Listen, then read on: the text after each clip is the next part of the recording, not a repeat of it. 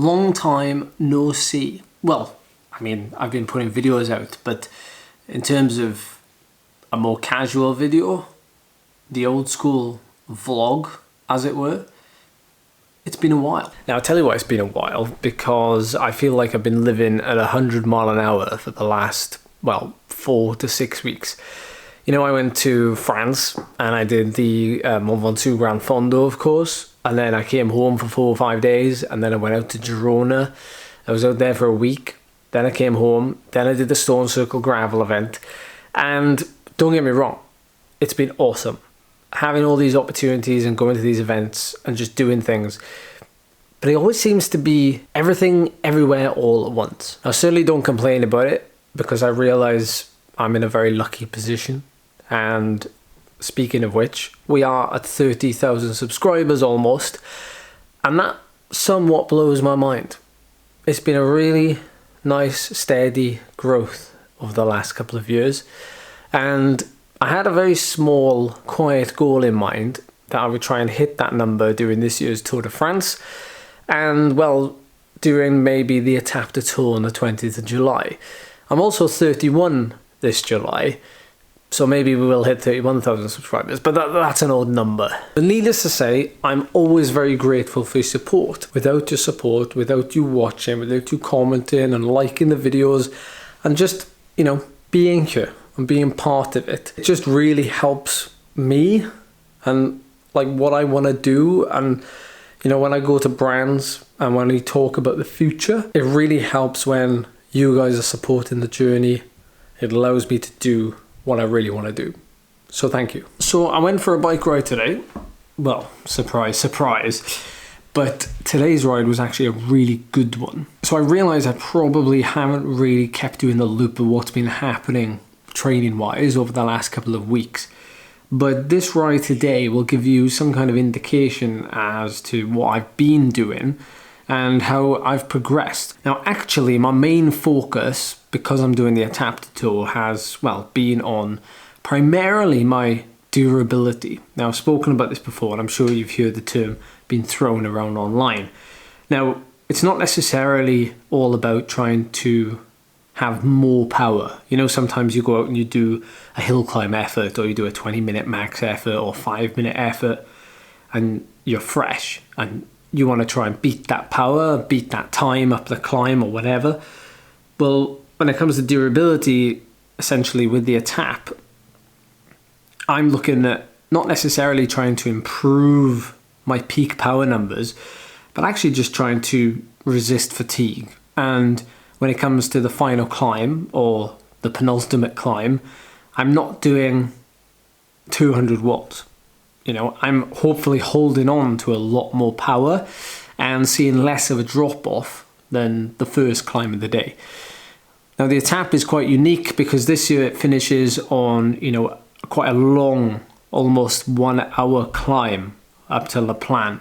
So a lot of my training has been focused on doing some fatigued efforts while around the 30-minute plus mark. So for today's ride, I actually chose a really flat route because I wanted to try and practice a little bit holding some really steady, quite high power, not quite threshold, but you know, just below it for quite long periods of time. So I planned out this route to essentially have about 1,000 meters of climbing in like 130 kilometers, which, you know, the Etape is going to have 4,500 meters of climbing. So in terms of replicating the elevation, well, I didn't do that one bit.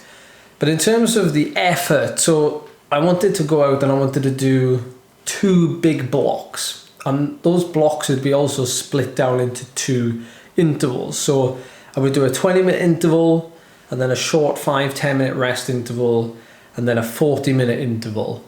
And then I would also flip that and then do a 40-minute interval, and then the final 20-minute interval come in when I'm in a fairly fatigued state.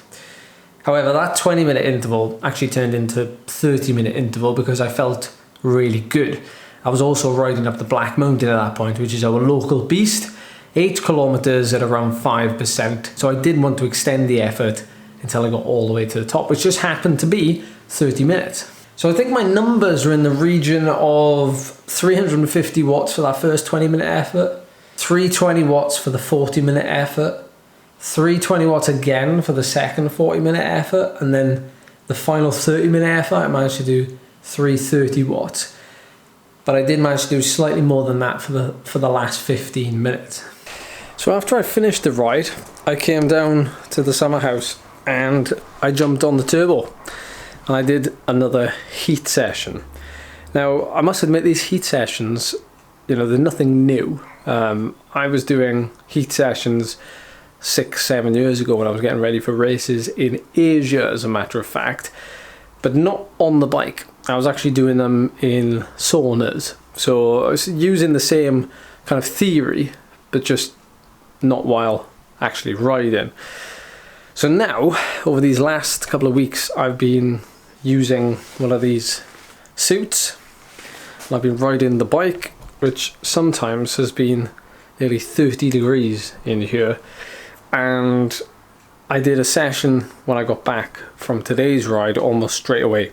Just suited up, got straight on the bike and got it done. I mean, mentally, it's like the hardest part of, you know, the whole training day, I would say. Physically, not so much, but certainly mentally, sitting there and seeing your heart rate plateau and just kind of keeping it in check. Now, I know people use the core sensors while they're doing this kind of thing, but personally for me, I can't justify the cost of using that when, you know, in my head, all I really need to do is get uncomfortable and make sure I'm in a position where I'm riding for a sustained period on here with a good sweat on, feeling uncomfortable, like I want to get off, but also not going too hard, keeping my heart rate in check and just monitoring things. I can see the benefit of the core sensor, don't get me wrong. It's just, for me, the cost benefit doesn't quite drive me to want to use it. So what I want to do over the next 2 weeks leading up to the tap is bring you along now for the last few training sessions and take you deep into the prep for this event. I certainly would have done it a lot earlier, but as I said, things have just been moving way too quickly recently and I'm just almost feel like I'm playing catch up. I'm just about able to make ends meet, but now things have quietened down and we've got time to breathe before the event, which is good. I can put a little bit more effort into bringing you some more frequent videos following along to that day. Of course, after the Etape du Tour, we've got about a month until I do the 7-day Haute Route Alps. Another big event, and one I'll also certainly be taking you along the build up to that as well. So there we go, guys, that's a little update for you. Hit the like button, subscribe, comment down below, maybe you're doing the Etape du Tour, maybe interested in seeing, you know, certain aspects of my training over the next couple of weeks. Let me know, whatever it may be, travel logistics, let me know. I'll try and weave it and include it in some of the vlogs going forward. But that's it. I hope you have a good time wherever you are. I'll see you soon.